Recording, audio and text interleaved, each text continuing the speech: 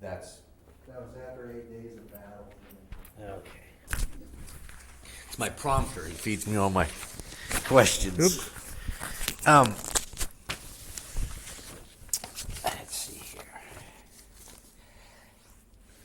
Adolph's question is that asking about the 5 days. Any question, this is what it is. I'll answer. The last battalion incident, could you tell us what had happened before the R&R, and then about the R&R, and when you got called back in line, and about the days that you spent to get to those Texans? Well, you see, I joined them so that they got off the line when they rescued them. So I don't really know the actual. I can only tell you what they told me, you know. I mean, you had been in another set of battles before R&R, right? George was a replacement. You were a replacement, Yeah, right? right, uh-huh. Oh, okay. Yeah. Yeah. Now, what's that feel like? Because when you say replacement, that's not like the halfback comes and sits on the bench. You're replacing somebody that lost their life. Is that? Well, replacement means you're going to be another part of their unit because you're replacing somebody who got killed or something like that, you know, or got wounded. And it's not like a football game where the first team is better than the second team. The replacement is supposed to be as good, but not quite as experienced as the guys who've been in battle, you know. But you learn very fast. You know, it's funny thing about it. Your life depends on what you're going to learn, and you want to know as much as possible about how to fight and everything. It's different from basic training. Basic training basically gets you in shape to fight. But when you're on the front line, all the rules and everything is thrown out. And now you're fighting a different game. So, and each battle was different. Huh. With the train over there, when you were out on a march, were you staying in foxholes, or where did you end up? When you're fighting? Well, when you're getting wherever you're going, or when you're fighting, were you foxholes, or were you pup tents, or what? Well, it depends on what type of fighting you're doing. A lot of time, you're just on the line, but you're not fighting. The Germans are there, or you're there, and you're holding a line. See, and normally because there's no objective to really take, for one thing, and the other thing is to get back to fighting strength after a big battle. You got to wait till the wounded come back from the hospitals and replacements come and everything else. But normally you live on the ground. You know, I know one thing is that when we're close to the front line, I learned real fast. You don't want to sleep in a barn. And that's because I've done it one night, and I got bit by lice and fleas and everything. And not only that, when I went to sleep, the rats were running across my body. and nothing I could do. I said, hey, there's something running across my body, and it's a big rat, you know. And you can't shoot them. I mean, it's a weird feeling. But the next 2 days, you're scratching yourself because you forgot to put powder all over you before you went to sleep in the hay. See? I'd rather sleep in the rain than sleep in a barn. So you take your poncho and make some form of protection out in the rain, or how would you set up in the rain? When you're tired, you just sleep in. I got a story to tell you about this rain. It's up in the hills, and we carry a raincoat with us, you know, half of a raincoat. But I had to find a place to sleep, so I found a place between, sort of like a foundation on a house, and just enough space between for me to crawl in between the cement. And I got down in there and I put this raincoat on backwards, so my arms come out of the sleeve, you know, and the open side raincoat would be in the back. And I lay down to sleep and tucked the raincoat underneath me like this.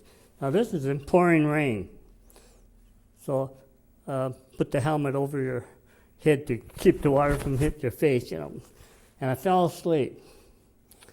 And in the pouring rain, I wake up, and oh boy, here's a German sitting on my stomach, see?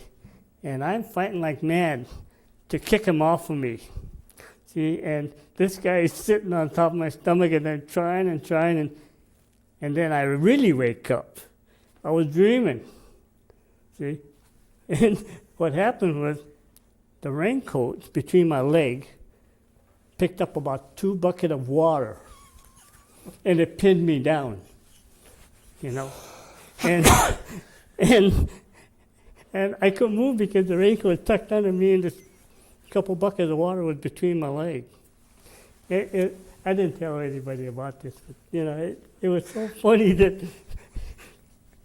you know, because the guy said, well, if a German was sitting on your stomach, he would have killed you. But this is what I was trying to get this guy off of me. And Did you sleep any more that night, or were you wide awake after that? oh, no, I just went back to sleep. When you're tired, you know, if you don't sleep, you're not going to make it, you know. And what I hear a lot of people talk about, you grab 5 minutes here and 10 minutes there whenever you can. Well, it depends on the situation, you know. We had a couple guys, they got captured, and that night they were told not to sleep because the Germans are awful close, and a couple guys slept and got captured, you know. So well, you can't help them; they're tired and everything, and everything like that. But the situation is there are no rules, like I said, you know.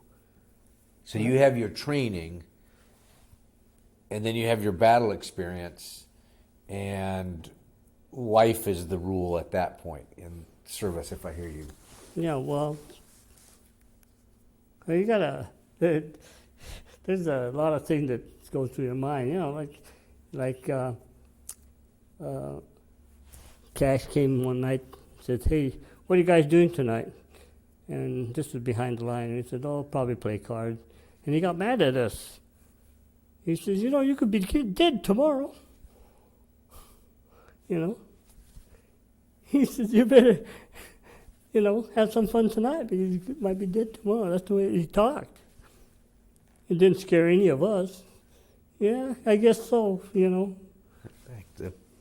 Back to playing cards. But I think when you're fighting a war, there is a point there that you start thinking seriously. And as far as I'm concerned, I got a machine gun bullet through my helmet, and that I couldn't hear for 4 days, and it's quite an experience to get so close to death. And I don't know, that's another story. Yeah, but we're attacking 4 machine guns, and on the forward side of the slope, and we're crawling along the ground. And the 4 machine guns were directly in front of us. And I wondered how high or where the bullets were hitting. And so I just looked up, you know, from the prone position. I looked up and I could see these branches getting cut off where the bullets hitting the branch about 4 feet over my head. I looked up. I guess I'm pretty safe as long as I'm on the ground, you know, and we kept crawling. And then all of a sudden, a machine gun opened up on my right flank. And and the bullet hit the ground right in front of my face, about a foot in front of my face. And that was the first burst. And now you have to think. There's no hole to jump in. There's no foxhole or anything around there. You're on bare ground. So I said, well, he's going to fire one more time. I better make myself be awful small. So I curled up in a ball like this. And I curled up and put my back to it, like if somebody's going to hit you. And the next burst came and it went right through my helmet by my ear. And the impact of the bullet going through a steel helmet spun me right around on the ground. And my helmet flew off. And I looked at it, it had a hole in it. And but that didn't bother me. The thing was this, I'm hit. And I thought my whole face got blown off on this side because with the bullet right by my ear, it sounded like a bomb going off. It just tore my eardrums apart practically. But I thought my face was blown off like that. And so I said, well, the only way I'm going to die is by loss of blood because I'm still alive. So I put my hand up there and I'm going like this, trying to find the hole so I could plug it up, see? And as I was going like this, I looked at my hand and there's no blood on there, just the hundreds of spots, red spots on my hand. I said, God, I'm searching for this hole and nothing but red spots on my hand. And what happened was the shrapnel from the helmet left a piece of metal in my ear, at the lobe here, and it went around my eye and down the cheek. And there's 22 break in the skin. And every time I went like this, I picked up this little blood spot. And I had told my assistant I got hit. And he says, medics. I said, don't call the medics up here, you get killed, you know. So I told him to take over my gun, and I had to undress practically, you know, to take my suspenders and gun belt and hand the gun over to him and everything. And I said, I'll go back to him. So as soon as I got my gun off of me and everything, gave him the gun and everything, I got up and I says, okay, I'm going to the medic. So I'm running alongside of all these guys on the ground, and the machine gun's firing yet. And they said, George, get down. I ran about 30 yards back there, and the guy said, hey, George, I'm over here. So I got over there to him, and I laid down on the ground so flat, you know, and he was on his knees. And I said, get down, you're going to get hit. And he said, no. But I was flat on the ground. I tell you, you couldn't get me down any flatter on the ground. And he took my medicine deal out of my belt, you know, and the first aid kit, and he put the sulfa drug on it. And I don't think it was about that long. Anyway, he wrapped it around my head. Looked like a white turban now, see? And he said, oh, 10 minutes, you can go back up there again. And I said, what? and what I was thinking was this big old white bandage all across my head like this. I make a nice target up there. And he looked at me and he says, I think you're in shock. And I don't know if I was or not, but I said, I am. He said, you better go back to the battalion aid station. He says, but before you go, you better carry a litter down. The wounded. So I said, okay. Anyway, I got down to the bottom, and the guy at the battalion station there, and he said, okay, get on your table here and take your pants off and lay on your stomach, you know. Well, I took my pants down and lay down on the stomach, and bam, he shot me right in the butt here with this needle. He said, okay, put your pants on and get in the ambulance. I get in the ambulance, and they went a little ways, another big tent, and the guy says, get off and go into the tent, get in line. I got in line, and the guy said, roll up your sleeve, and rolled up my sleeve, and bam, he shot me in the arm. He said, okay, get back in the ambulance. Went back in the ambulance, went back to another place, another stop, and, you know, I got hit in the afternoon sometime. And this was getting pretty late now in the day. And I went to the third tent, and roll up your other sleeve, you know, an arm, And he shot me again, and a third time. And then finally I went to Morihiro on the ambulance. It's 1 o'clock in the morning now. And the guy said, take an x-ray of his head. And there was a piece of metal in my ear. They painted my face red, from right down the middle of the face like this, all red, with methylate. But this side's okay, nothing else. Just painted me red halfway. And he says, give the guy maybe a sandwich and give him a tetanus shot. And by this time, hey, wait a minute. What the hell were you giving me up on coming back from the line? He says, what was it? I don't know, the needle that big. He says, forget the tetanus shot. I had 3 tetanus shots on the way back to the hospital. I couldn't believe it when I thought about it, And we went to the hospital. And it's a funny thing happened. When I went up on that line, I had a worn out pants. A little tiny worn piece right on the seat of my pants. Okay? When I got hit and got to the hospital, my butt was wide open. It had a tear in it that big. How? I don't know. But it was just as wide open like that, And the next day I got up and it says, you can walk around now. And I looked at my pants and I can't get into these pants. And there said, this isn't a quartermaster, So he said, I'll go out and get your pants. He come back and, the GIs are big guys. I'm a small guy. And he come back with his pants about a foot too long. He said, this is the only thing we could find. He said, I'll take it. And it's like a big old baggy thing. It took all the stuff into my combat boots. But it was quite an experience. It took me 9 days to go back to the line. Wow. 9 days and you're back up? Yeah. Huh. I'm happy to get up there, too.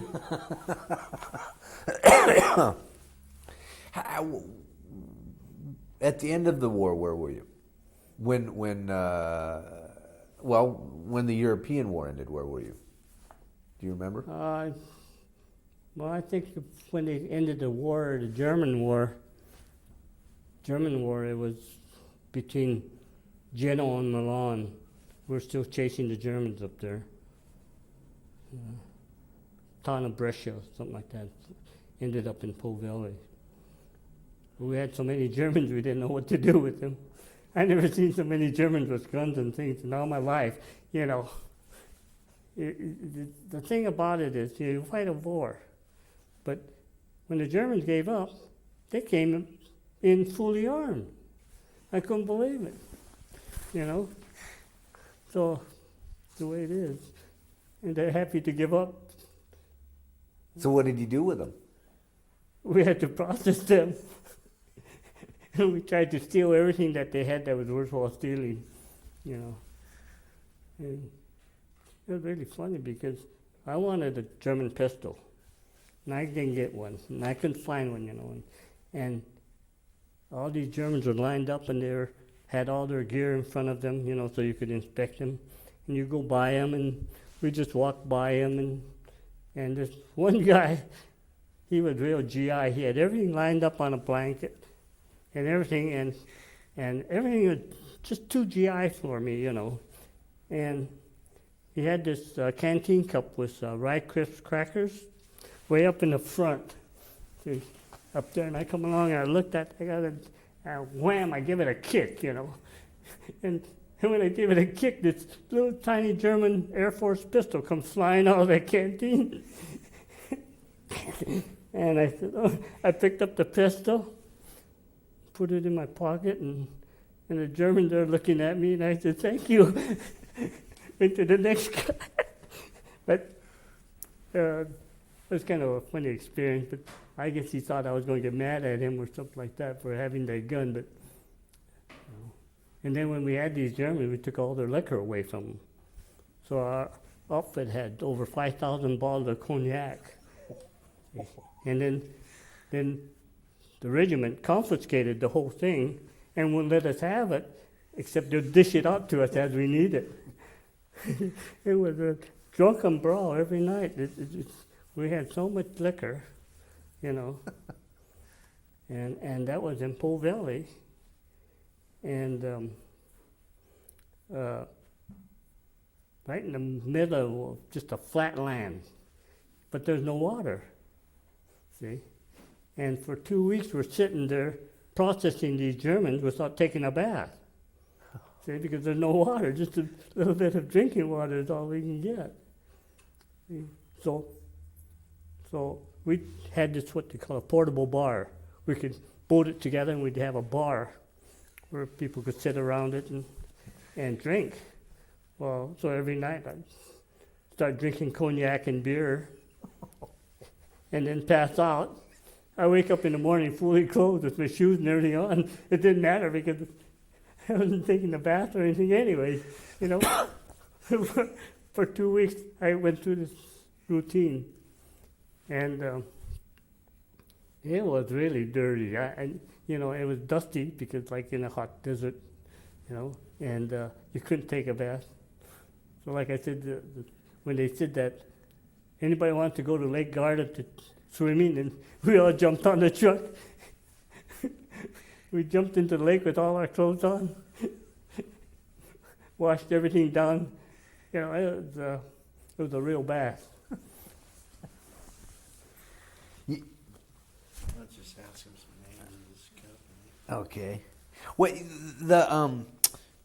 before I get to there's some pictures you have in Italy where is it a food riot going on? Oh yeah, that was. What was that all about? Well, after the war, the Italian people didn't have enough food, and they had a demonstration in Milan, and I happened to be on my pass at that time, and sort of like our riots, it didn't come into a riot, but it's come into a near riot, and the American Army had their tanks stationed all over the city, so it was kind of peaceful, but scary. Did anybody have food? Did the U.S. soldiers have food they wanted, or what was the? Well, the U.S. soldiers had all kinds of food. It was just the quality of the food that you're concerned about. But, you know, all through the war, the European civilians didn't have enough food. And so when we eat our meal, there'd always be kids sitting, waiting for us to finish our meal with coffee cans, you know. And we'd dump our extra food into their can. So they had some food, but it was kind of a sloppy thing because it was like a restaurant dumping all their food and letting some poor people eat it. You know, we don't have anything like that, but they took anything that we had left over, and kids would give them some candy when we can spare it. But there's some things about war you don't want to look at, and it's part of it, but it's either eat or die, starve, you know. That's some of what they leave out of the history books because they're so busy talking about Wars. battle Yeah. versus everything else that it affects, everyday life. Everything, right. And the worst part of it is in order to survive, you do a lot of immoral things that gives them some sort of money or something to get them by on. And daughters will sell their mothers, and husbands will even sell their wives for something, you know. And the American soldier is a young guy, and he's reckless, and you know what I mean. It's kind of a cruel world, but it's no difference when you look at it here. We're more civilized, but we do things just as bad. And again, that's some of what they don't necessarily put in the history books is what you talked about. Here you have this starving country and some of the immoral things in a normal world, but yet out of survival or whatever, they're doing that. They're selling their mothers or their wives or children. Every country does it. In some countries worse, that's all. Mhm. It happened in Japan under a strict rule. It happened in Italy and France and Germany and all over, you know. Some of the things that you see is just practically unprintable. I'm going to just mention some names. I'm looking at some of the pictures in your book and see who you remember, if you can tell me about any of them. Shig. Shig? Yeah. Well, he's another Seattle boy. Oh, is that right? Yeah, Shig Morale. He was my platoon sergeant too. He was a all-city basketball star at Broadway. Broadway. And he was a local band here. Did he survive? Yeah, he survived. He went to college in Hartford, Connecticut. Took up physical education, and I think he lives in Oregon someplace right now. How about Knack? Knack is one of the California boys, and I don't know too much about him except that Knack and I spent a lot of actions together. And one of the funny stories that he told me is that when I got back from the hospital, I asked Knack, where's George and Takmida? And he says, well, they got hit by a German grenade. And he said, I watched it. He said, 2 Germans came up and he thought they were going to surrender. And instead of surrendering, they threw a potato masher at them and they got hit. But he said that dumb George, he said, Shig told him to carry this rifle grenade. And he carried it every day. And every day he asked Shig, he says, can I shoot it now? And Shig will tell him, no, you got to hold on to it because you may need it. So when I was in the hospital, they took this hill, and George asked Shig, could I shoot it now? And Shig said, oh, go ahead. So George points his gun right straight up and shoots this rifle grenade. You know, it was so funny. I laughed so much, I forgot the rest of the story. You know. But the way he told me, he said he shot that thing right straight up. What if it goes up there, it's got to come down, you know. And it was so funny that I forgot to ask him what happened. But basically, I can tell you what happened. Rifle grenades got to hit something solid when they hit the ground. And if it hit the ground, it won't go off. It's got to hit something like a wall or a tank or something like that. See, so they're useless in the war. But he shot that thing right straight up, and they all watched it go. How about Kim? Kim was my assistant to my BAR, and he lives in Bellevue. Now, Kim didn't get a scratch on him during the war, but I've talked with him and listened to his story, you know. And one time an artillery shell hit close to him, and it threw him right off the ground, and he didn't remember a thing after that. You know, he just, a concussion hit him. But as far as the Army is concerned, no damage, you know, because he didn't get hit or anything else, you know. And then another night, he was on an outpost in the front of the line, and he had it till 12 o'clock midnight, and then his replacement came and relieved him, and he stood around for 5 minutes with them talking to him. Then he went back to the line, and in a couple minutes, a shell came and hit a direct hit on that guy. That's where Kim was, you know. And there's a few more instances like that. You know, some people are lucky, you know, and he didn't get a scratch on him, but he's seen some real close calls. Well, you know, when I got hit, his heel was only, you know, about that far away from my face. He was the one in front of me, and that bullet went right through us. Wow. So. Huh. How about chocolate? Chocolate was a Hawaiian guy, and I don't know why they called him Chocolate, but he was dark, and he was fun, but that's about all I know about him. He wasn't one that didn't take any chances. He just went along with everything. What do you think the history books, I mean, both thinking of the next generation or generations that you and I'll never meet, both of Japanese American children, Japanese children, Caucasian children, what have the history books left out that we don't know about what happened to both the Japanese American population, the Japanese population, that should be put back in the history books? Well, I think it's all pretty well in the history books, some of it, But there's another thing too, is that you only remember those things that you want to remember. So it's only in books.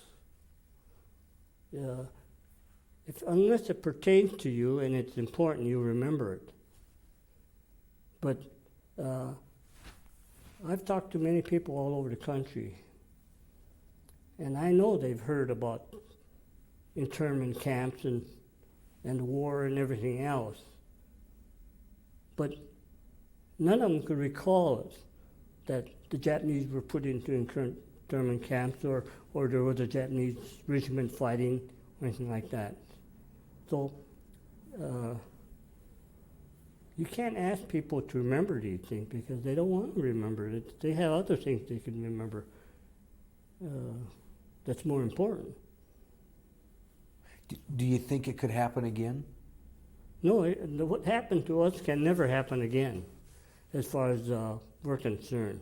Because one other thing is this: the laws in this country are much, much better, and the people are more acclimated to the racial and everything, this problem. It's a complete new world. Another thing is that we will not let it happen again. We're the biggest people that speaks up when it comes to the American public getting against Arabs. Maybe it's wrong, but then we had to protect the American citizens. If they're Arabs and they're American citizens, they're American citizens. And you have to respect that. Some of them are good and some of them might be bad, but the basic bunch is good. The majority of them. There are always some rotten apples in any people, But that's one thing. The internment will not happen again. The other thing is a segregated unit. Well, I think we'll fight against that. Because the segregated unit, you have to take the 442nd and the 92nd Division as an example. The 92nd Division was an all-black division. In fact, the last Gothic Line push, we were attached to the 92nd Division. Okay, so I know about them. But as far as the Japanese are concerned, a small minority of people went into these battles, and we lost a terrific amount of men. And as far as my experience is concerned, is this: I went to Fife High School, and 4 of my buddies got killed in our outfit out of Fife. Now, one white person was killed during the war from Fife. Now, look, there's your percentage right there, and that's wrong. And we did our job and everything, but the toll is very heavy on, it's like taking 5 brothers and put them on one ship, and the ship gets sunk, and you lost 5 brothers. That's unnecessary, Maybe you lose one of them, the rest of them are on some other ships or something else. See, and so it shouldn't be segregated like that. And another thing too, like the 442nd, when the better your record become, the tougher your battles become, because you're used more in the more important battle. The more important battle, you got more more casualties. You know, that's one thing. There's a lot of things that goes on, but I don't think they'll have that type of a unit. You know. As far as the 92nd Division is concerned, it was an all-black unit. They were well trained. They went into battle. In the first couple battles, they got really beat up, like any unit, you know. Okay, when an organization gets decimated, sort of, you know, or lose a lot of men, they have to replace these men with new replacement to get it back up to full strength. Well, the Army didn't prepare for that. And what they did was, when they got these new replacements, that was okay, but they ran out of replacement, and they had to go into back rear echelon to get these guys who knew all about the Army from the quartermaster and put them up in the front, who didn't know how to fight. And they go into a battle, and boom, they're gone. They said, I'm not going to stick around here, and they took off. When one takes off, another takes off, you know. Okay. Now, maybe I shouldn't say this, because it may be racist in a sense, but I'm going to give you facts. Okay. When the 442nd joined the 92nd Division, the 92nd had only 1/3 of their division left, one regiment. Okay. One regiment was unaccounted for. The other one regiment was actually AWOL. That's the story, okay. Now, so they took and made up a regiment of white anti-tank men and made the 2nd regiment of the division. And the 3rd regiment was the 442nd. Okay? Now, in this battle of the Gothic line, there was a sea, and then there was a mile of level land, the foothills, and then the high mountain ranges, the Gothic line. Okay. The 92nd Blacks took the worst part, the flat land. And I say it's the worst part because if you stick your head out of the hole, somebody could shoot point blank 5 miles downrange because it was just flat and you couldn't move out there in the flatland.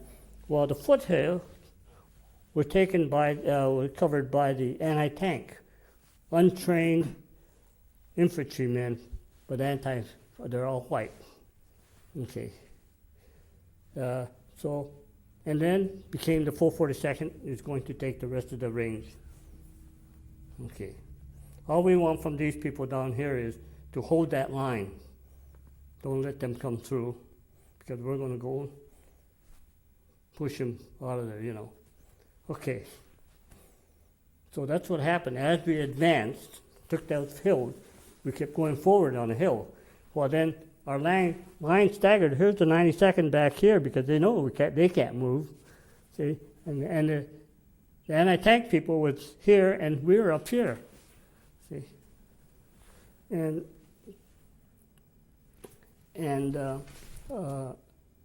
that's how the war went. But as far as the 92nd Division was concerned, the whole thing was the Army's fault because they didn't have good replacement for that. It could have been a crack unit too, you know. I've heard of blacks in the Air Force. They had their own segregated Air Force, and they did a good job.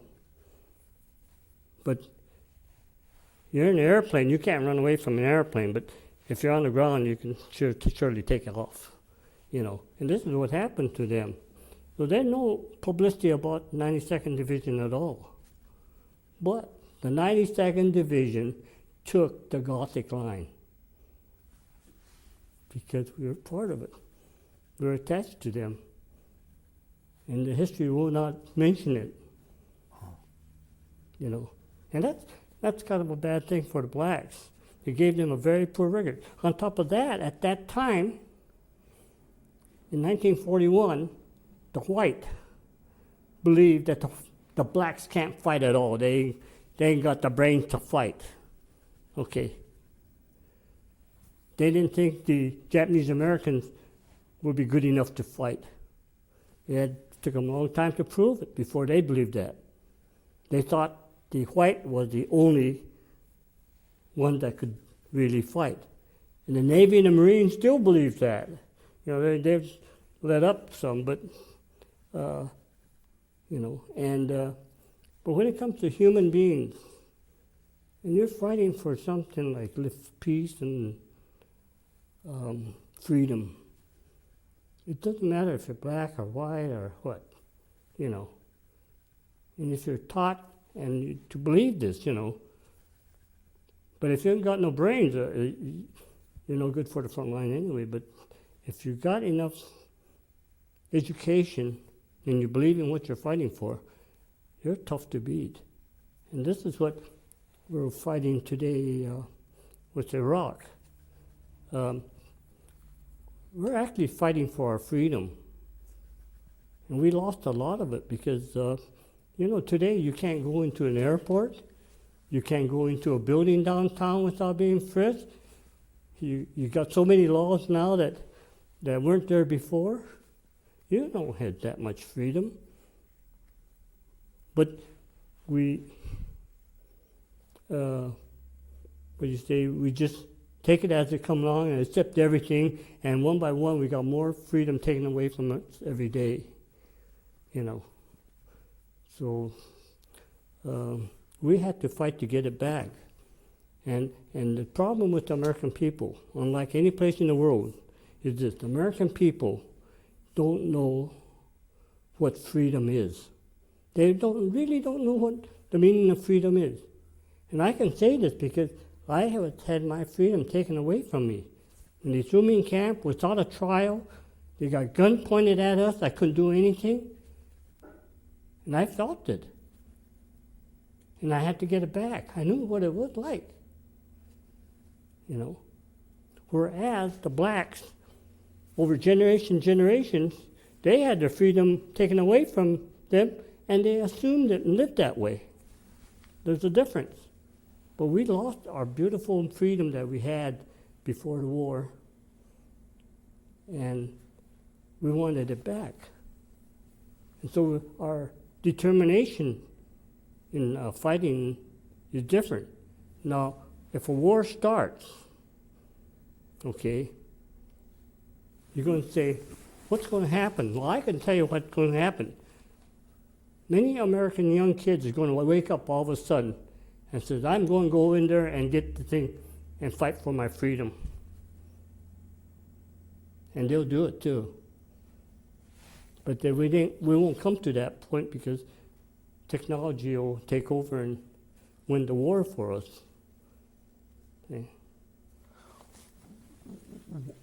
What do you think about the dropping of the bomb? The dropping of a bomb? You mean the atom bomb? Yeah, during World War II. No, it got me home. It ended the war. What's wrong with the dropping a big bomb or a small bomb?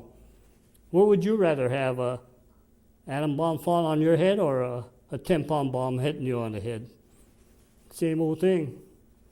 You know what I mean? Either one kill you, you know. And it's the same thing if you're shooting at one person or you're shooting at 1,000 people. That's war. But because of the destruction and because it is so devastating, the world would have to come together and outlaw bombs of that nature.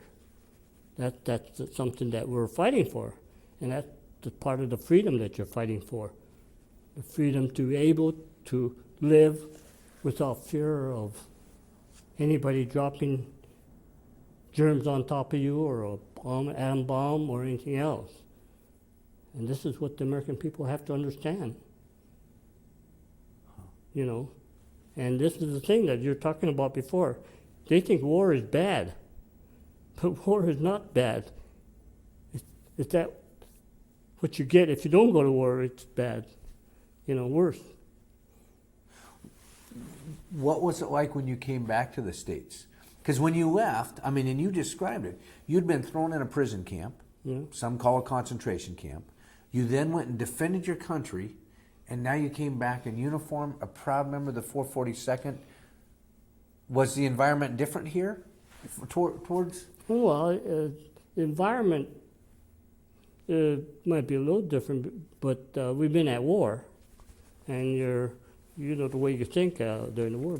But there's people who don't like you, war or no war, and there's people that hate you from centuries because you're German or Italian or Irish or Chinese or Japanese. They're not going to like you. That's one of the things about it. The people don't like black. Why is it people don't like black? You can't figure that out. They're human just like anybody else. See? But when you come back from war, it's the ignorant ones that don't have enough knowledge of what went on that might give you trouble. Now, I worked downtown Seattle.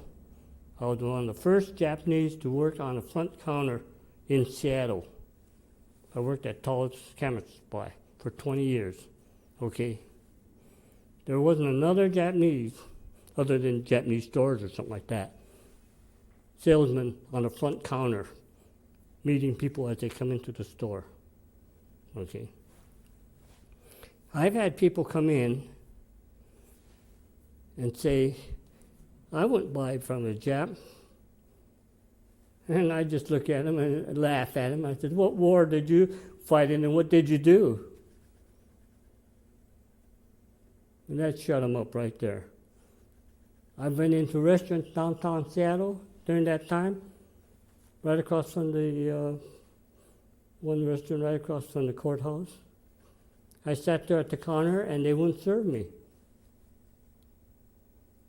So I asked him, why don't I get served? And the guy said, we don't serve Japs here. I said, for Christ's sake, he said, why didn't you tell me? I said, I don't have to eat in this lousy restaurant. I could eat any place in the city.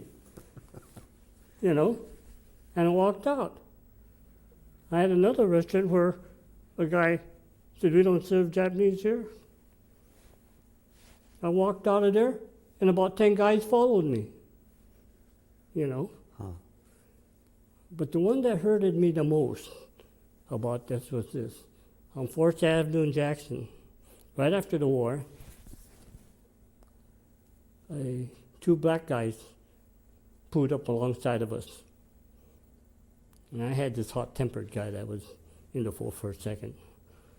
And this black guy rolled down his window and he said, you goddamn Japs, go back to where you come from. And this guy says, let's get out and fight him. I said, no, let him go. And at that time I said, here was two black guys discriminating against me when I thought they were in the worst position I was. You know what I mean? So discrimination is all over. And even in your own nationalities, they got class, It's either rich or poor or what, or it might be your relative. You come from this type of people and this type of people, different section of the country, and you're lower class, So it's always there. But the thing about life itself is you got to be able to take this and prove it in some other way. Okay, and you can't be sad about those things. You got to laugh it off. It's and like I say, I worked for Toll for 20 years, and working selling cameras right on the front counter. The worst part of that was one time a guy comes in, and Leonard Toll, who owned the store, was talking to me. And this guy come up and he says, "I won't buy it from a Jap." And Leonard Tull picked that guy up and brought him right to the front door and threw him out into the sidewalk. And he said, "Don't you ever come into this store again." And I felt kind of sorry because I said, "Leonard, you're losing a customer." He says, "I could take care of myself," you know. But that's the kind of guy he was, see. And there's a lot of these people like that. See? And the worst part of discrimination as far as Japanese and Chinese and all this is the economic part of it. Because if you let an Asian go and do what he wants, he'll pass up everybody. You know, and this is like a race. Everybody's trying to get ahead of everybody, and you use your tools to slow other people down. So discrimination is one of the biggest tools they can use. When they wanted us off the West Coast to be thrown into the camps, the biggest supporters were those who were going to make money off of us. See? I never even thought about that, but yeah, because they're taking away your. They didn't necessarily take away your property, but you're gone, and you can't maintain property, businesses, competition. Well, we lost all that, but lucky, like ours, our home was taken care of by our neighbor.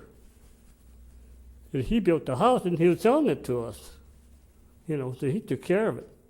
But they destroyed one room because we had one room locked up with all our goodies, and people who rented the place just busted in and stole things, but that's something else, you know. But the other people, the fishing industry, the big farms they had, everything, you know. Today we see the same thing coming with what we call the boat people coming in down the street here of Ho Chi Minh Trail. You know, it's just lined of people who were not citizens before. You know what I mean? And they've taken over all the businesses, and those that can't compete is going to get mad. There's no question about that. When you were in Camp Harmony, did anybody from Fife ever come up to Puyallup to visit you? Or? When I was in Puyallup, well, there was 4 sections, A, B, and C, and D. And one of the guys in C had a girlfriend. And she came to visit him. And after they visited him, the 2 girls, they came over to area B where I was. And this little blonde girl, I didn't want to, she always chased me, but I didn't like to be chased by her because she had a bigger brother, a good friend of mine, the big guy, you know. She was a nice gal, but they came, and they let them inside the camp in a little room right by the gate. And so there was a lot of us that knew them, so they got a chance to visit us, yes. But when we were in Idaho, very few came in. I don't know if visitors ever did get in. But as far as camp life is concerned, the Japanese in this country at the time were pretty well educated. That was a plus for us. So we made our own government. We kicked out our own U.S. government out and said, let us run the whole show. And this is what we did. And so in Idaho, Mendocino, they had a self-government, they had everything, and they improved the camp life. They did everything. They harvested the whole Idaho. They saved Idaho, you know, because all the young kids went to the West Coast for the defense plants, and there was nobody there to harvest the potatoes and sugar beets and everything else, you know. But we left camp for 2-3 months, made some money, went back to camp. We didn't have to stay out there. We just went back to camp, you know. So there's goods and some bads about the whole thing, but you have to remember one thing. The bad part is losing your freedom. This is priceless. See, As far as being sad or anything like that, that's up to you. Fun is only made by yourself. Nobody gives you fun. You make your own fun. If you have fun playing baseball, go out and play baseball. You know, if you like to do this. My fun was kind of mischievous, but I did something I don't even record. In fact, at one time I swam across the canal, which is the border of the camp. Got on the dike and I kept raising my hand until the MPs noticed me. It's about 6 of us, you know. And we could see this Jeep racing down the old desert coming towards us, and we jumped back into the canal and swam across the canal and hid in the sagebrushes. And here these soldiers would come with guns looking for us, but they couldn't cross the canal because there was only one bridge there. And we tried that a couple of times, but you get tired of that too, you know. But I love to hunt and fish. And I did a lot of fishing, and I did a lot of rattlesnake hunting, rabbit hunting, you know, without a gun. And rattlesnake hunting is a very exciting sport. But we did a lot of things. Everything we did, we had to do with something we stole. So we stole everything. If you needed a plier, nobody else to steal from except the government. So where there were people working, you'd steal their tools and everything, saws and hammers. And, you know, it's kind of a justification, but it's also having fun. That's where it's amazing when you look at different stories we've heard, is the ingenuity of people in the camps, because there, like you said, there wasn't anything. Yeah. And somebody would want to make something for one of their children or something like that. So they would beg, borrow, and scrounge and build this or that. And it was. When they say scrounge, that means that you're going to steal something that, you know, somebody had left laying around, you know. So your mom, your dad, and your 2 sisters, and you were the ones that ended up in camp? Yeah. So did the other 4 stay in camp while you were in the service, or when did they get? Well, my mother died actually by fast sickness, pneumonia or something, 2 months after I went in. That was the sad part of all it, you know. And if she was not in camp, she might have survived it. But if she was out of camp, she might have not survived it either. You know, that was the only thing that I might question, you know. But she died 2 months after I went in, right in my middle of my basic training. I got a chance to come home and attend the funeral, but when I went back, I couldn't go on a furlough because I had my furlough and everybody else went home. You know. Well, that had to be hard.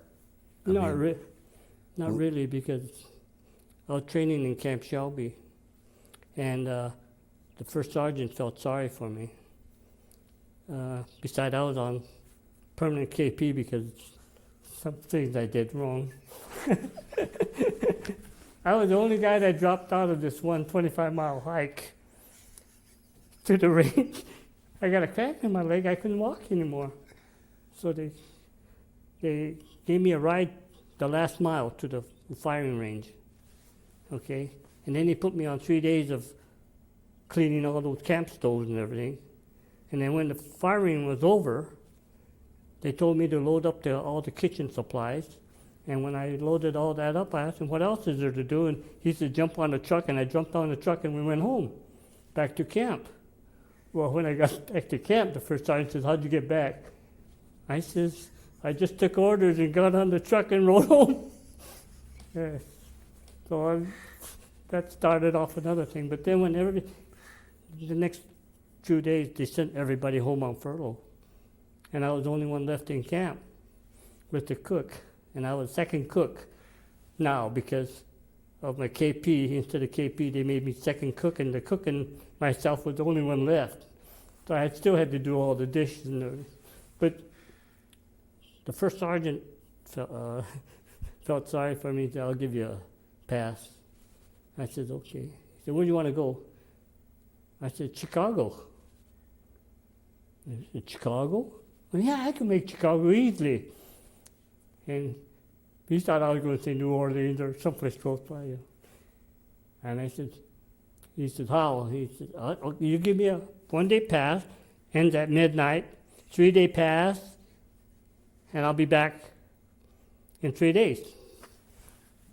And he shook his head and he said, okay, give me a day pass and 3-day pass. I went to Chicago. I got there 8 o'clock at night, got out in the street, looked around, went back to bed, spent my night in Chicago, and I had about till 6 o'clock that night to get on a train. And I met some people in Chicago, some people from Fife, and had dinner, and they put me on a train, and I went all the way back to Jackson, Mississippi by midnight. And now my pass is off, and Jackson, the MP stopped me, and he says, let me see your pass. I show my pass, and he said, where'd you been? Chicago? Yeah, nobody goes to Chicago on a pass.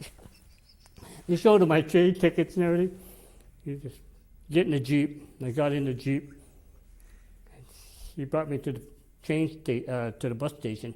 Put me on the bus. He says, now you go straight back to camp. That was already AWOL, you know. I got in camp about 4 o'clock in the morning. Wake up the next morning. Nobody knew anything. But it was a life of fun for me. You know, this is something that I enjoyed it so much. It's something that a young person, as an older person like us, we can't understand it. But as a young person, it's a different life, and war is exciting to a lot of us. You know, and I know one thing is that when I got back from the war, or before I come back from the war, I said, I'm going to live till I'm 34 years old, and I am going to do everything I want to do by the time I'm 34. Okay, so I come back. What do you know? What's the first thing I do? I got these tattoos, okay? Dumbest thing I ever did, but this is what I wanted to do. And the thing about it was, if you're a Japanese, you know what a tattoo means? This is the worst thing you could do if you're Japanese. You're in another class now. You become a Yakuza. Yakuza is a mafia in Japanese. Okay. So there's only one other Japanese after the war that had a tattoo. Okay. And of course now I say it's the dumbest thing because of the fact that so many kids today are getting tattooed. And they don't know it, but this was a beautiful rose, and now it's a blob.